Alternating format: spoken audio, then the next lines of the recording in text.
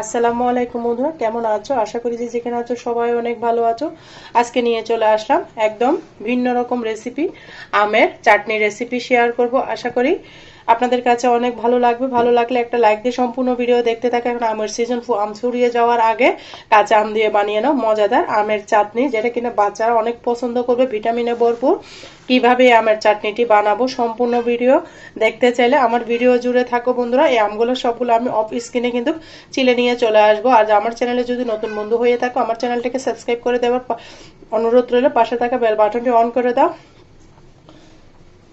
তাহলে আমি ভিডিও দেওয়ার সাথে সাথে নোটিফিকেশনটা তোমাদের মাঝে পৌঁছে যাবে। আর যারা এই কাজটি করে রেখেছে সবাইকে অসংখ্য ধন্যবাদ। এই আমগুলো সুন্দর মতো আমি কেটে ছুলে নিয়ে চলে আসতেছি বন্ধুরা, দেখতে থাকো। দেখো বন্ধুরা, আমগুলাকে সুন্দর করে আমি কুসা ছাড়িয়ে নিচ্ছি। এতটা মজার আচার দেখাবো ভাবতেই পারবে না, তাই তোমরা একটা লাইক দিয়ে সম্পূর্ণ ভিডিও দেখতে থাকো। আমগুলো আমার পাকা হয়ে গিয়েছে, একটু কাঁচা হলে বেশি ভালো হয়, পাকা হলে এত চিনি লাগবে না। তাই সুন্দর করে বানিয়ে নিব, দেখতে থাকো। এখানে আমি 1 কেজি মতো আম নিয়েছি।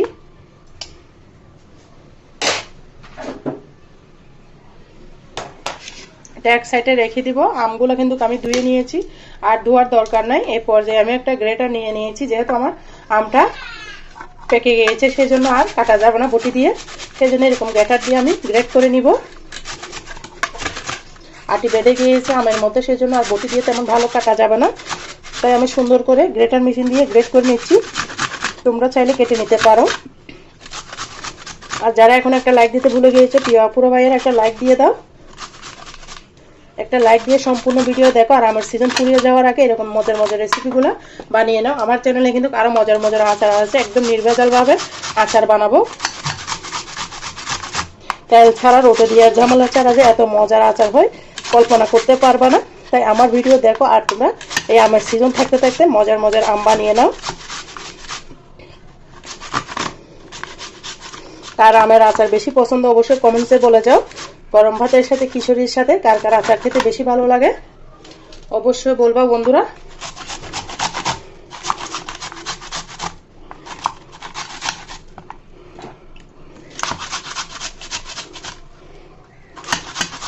সাবধানে করতে হবে, যেহেতু আমের আটি অনেক শক্ত, সেই জন্য হাতে লেগে যেতে পারে। আমার কিন্তু হাতে লেগে গিয়েছে বন্ধুরা। তোমাদের সাথে ভিডিও শেয়ার করি, কিন্তু অনেক সময় হাত কেটে যায়, কষ্ট হয়।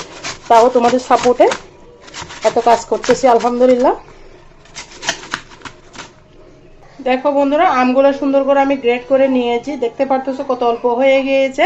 এই পর্যায়ে আমি চুলার মধ্যে যাবো, একটা স্পেশাল মশলা বানাবো এই আচারের চাটনির জন্য। একটা কড়াই বসিয়ে দিয়েছি, দিয়ে দিচ্ছি 3টা শুকনা মরিচ, তারপর দিব 1 চামচ মতো পাঁচফোড়ন। খুবই সামান্য মশলা লাগবে এই আচারের জন্য।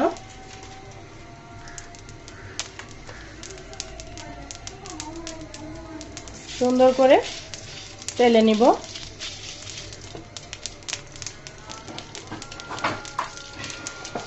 দিয়ে দিব 1/2 চামচ মতো জিরা, আস্ত জিরা দিয়ে সুন্দর করে নেড়ে চেড়ে নিব। এই অল্প মশলা দিয়ে হবে মজাদার একটা আচার। এটাকে আমি বাটনার সাহায্যে বেটে নেব। তোমরা চাইলে ব্লেন্ডার জারে ব্লেন্ড করে নিতে পারো, তবে একটু আস্তে আস্তে থাকলে ভালো হয়। চুলার আগুনটা আমি বন্ধ করে দিয়েছি। এই পাতিলের গরমে কিন্তু এই মশলাটাকে আমি একটু ভালো করে গরম করে নিব। দেখো বন্ধুরা, বাটনার সাহায্যে কিন্তু বেটে নেব। দেখতে পারতেছো মুসমুসো হয়ে গিয়েছে, সেই জন্য বাটা হয়ে যাচ্ছে। একটু আস্তে আস্তে রাখবো, বেশি বাটার কোনো দরকার নেই। দেখতে পারতেছো মশলাগুলো সুন্দর করে পিষানো হয়ে গিয়েছে। অল্প মশলা দিয়ে হবে জমজমাট একটা আচার রেসিপি।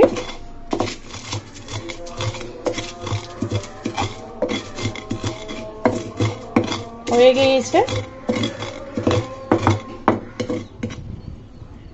সেম পাতিলটা আবার বসিয়ে দিয়েছি, দিয়ে দিচ্ছি আমি 1 কাপ মতো চিনি। যেহেতু আমার আমটা পাকা হয়ে গিয়েছে সেই জন্য অনেক মিষ্টি, সেই জন্য আমি দিয়ে দিয়েছি 1 কাপ চিনি। তোমরা যদি বেশি চিনি খাও তাহলে বেশি চিনি দিবে। আমি 1 কাপ চিনি দিয়ে আজকের আচারটা বানিয়ে নেব। আমার আমটা কিন্তু বেশি টক না, মিষ্টি, সেই জন্য।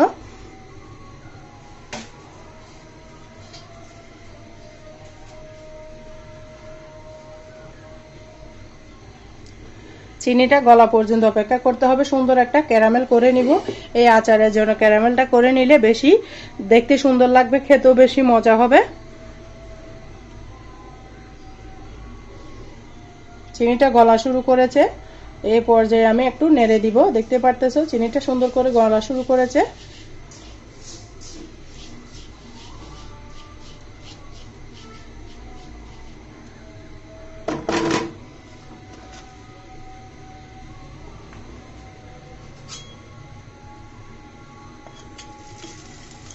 আচার দিচ্ছে বন্ধুরা, তোমরা একটু মানিয়ে নিবে। আর তোমরা আমার ভয়েসের মাঝে যদি কোনো ভুল ত্রুটি হয় সবাই আমাকে ক্ষমার দৃষ্টিতে দেখো। দেখতে পারতেছো চিনিটা সুন্দর করে গলা শুরু হয়েছে, এই জন্য আমি একটু ঘুরিয়ে দিচ্ছি। খুব সুন্দর একটা কালার আসতেছে।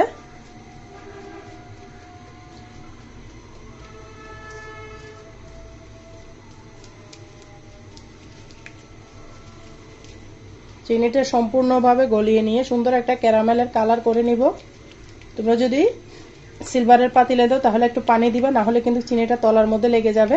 এই পর্যায়ে কিন্তু চিনিটাকে ভালো মতো নাড়াচাড়া করতে হবে, না হলে তিতো হয়ে যাবে। সেই জন্য চিনিটাকে ভালো মতো নেড়ে চেড়ে একটা সুন্দর কালার করে নিতে হবে। দেখতে পারতেছো আমার সুন্দর একটা কালার এসে গিয়েছে, দেখে হয়তো বুঝতে পারতেছো। এই পর্যায়ে দিয়ে দিব সেই আমগুলো। আমটা যেহেতু আমার নরম সেই জন্য আমি ব্লেন্ডার করি নাই, তোমরা চাইলে ব্লেন্ড করে নিতে পারো। দিয়ে সুন্দর করে সে চিনি শিরার সাথে বা ক্যারামেলের সাথে ভালো করে মিশিয়ে নেব। এই পর্যায়ে চুলার আগুনটা কিন্তু আমি লো ফ্লেমে রেখেছি। ক্যারামেলটা দেওয়ার কারণে দেখতে পারতেছো কত সুন্দর কালার এসেছে। এই পর্যায়ে কিছু আমি রাই মশলা অ্যাড করব।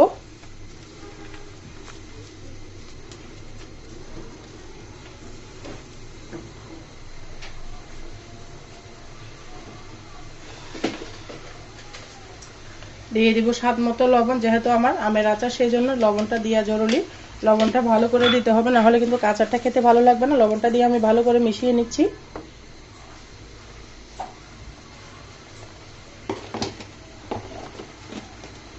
দিয়ে দিলাম হাফ চামচ মতো হলুদের গুঁড়া, 1 চামচ দিলাম লাল মরিচের গুঁড়া সুন্দর কালারের জন্য। দিয়ে দিচ্ছি ধনিয়া গুঁড়া, দিয়ে সুন্দর করে নেড়েচেড়ে মিশিয়ে দিব।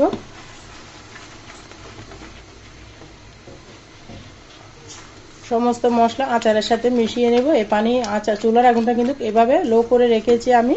আচারটা কিন্তু এই চিনি পানির মধ্যে গলে যাবে, আম থেকে যে পানি ছাড়বে সেটা দিয়ে গলে যাবে। এখানে আমি হাফ মশলা দিয়ে দিব, পরবর্তী আবার আরেকটু অ্যাড করব। এখানে হাফ দিয়ে দিয়েছি, আরেকটু নামানোর আগে দিয়ে দিব যেন সুন্দর একটা গন্ধ ছড়ায়। সেই জন্য চুলার আগুনটা কিন্তু লো ফ্লেমে রেখেছি বন্ধুরা। ধৈর্য ধরে আচারটা করে নিতে হবে, অনেক মজা, ঝামেলাবিহীন, রোদে দিয়ে ঝামেলা নাই, নির্ভেজাল এই আচারটা করে তোমরা বাইরের মধ্যে 6 মাস পর্যন্ত রাখতে পারবে। আর ফ্রিজে রাখলে 1 বছর পর্যন্ত রাখা যায়। কোনো প্রকার সিরকা বা ভিনেগার দিতে হবে না। এভাবে যদি চিনি দিয়ে আচারটা তৈরি করো খেতে কিন্তু দুর্দান্ত লাগবে। চাটনি, আমের চাটনি বলো, আমের আচার বলো, যেটাই বলো।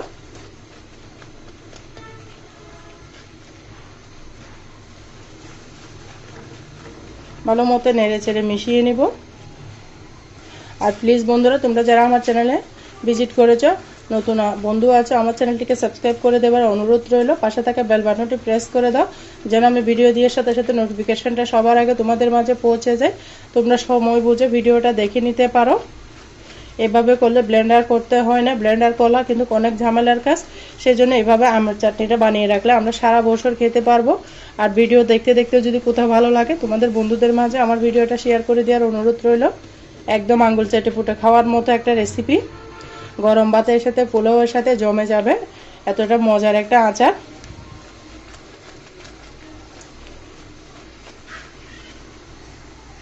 দেখো বন্ধুরা, ক্যারামেল করে দিয়েতে আমার আচারের কালারটা কত সুন্দর এসেছে, একদম নির্ভেজাল। যারা আমের আচার বানাতে পারো না এই আমের সিজনে, আমার রেসিপি ফলো করে মজাদার আমের চাটনিটা বানিয়ে রেখে দাও।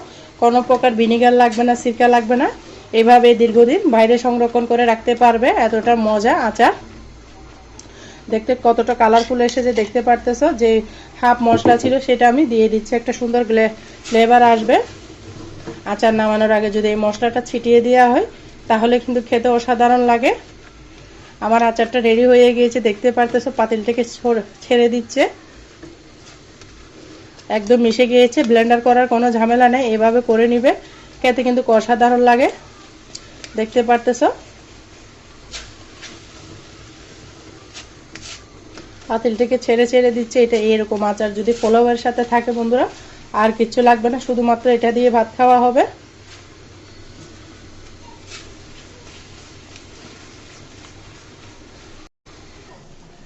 দেখো বন্ধুরা, তোমাদেরকে পরিবেশন করে দেখাবো কেমন হয়েছে। আমের চাটনিটা একদম কড়াই থেকে ছেড়ে দিয়েছে, এতটা মজা।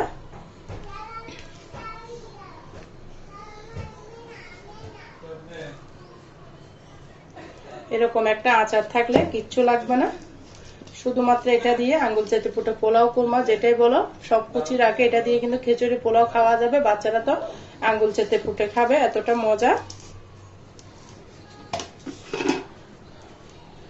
কেমন হয়েছে আমের চাটনিটা অবশ্যই ছোট্ট একটা কমেন্টসে বলো। আমের আচার চাটনি যেটাই বলো বানিয়ে দেখালাম, তোমরা একবার হলে এভাবে ট্রাই করবা, খেতে অসাধারণ লাগবে। আজকের মতো আমি এখানে বিদায় নিচ্ছি। সবাই ভালো থাকবে, সুস্থ থাকবে, আমার জন্য আমার পরিবারের জন্য দোয়া করবে।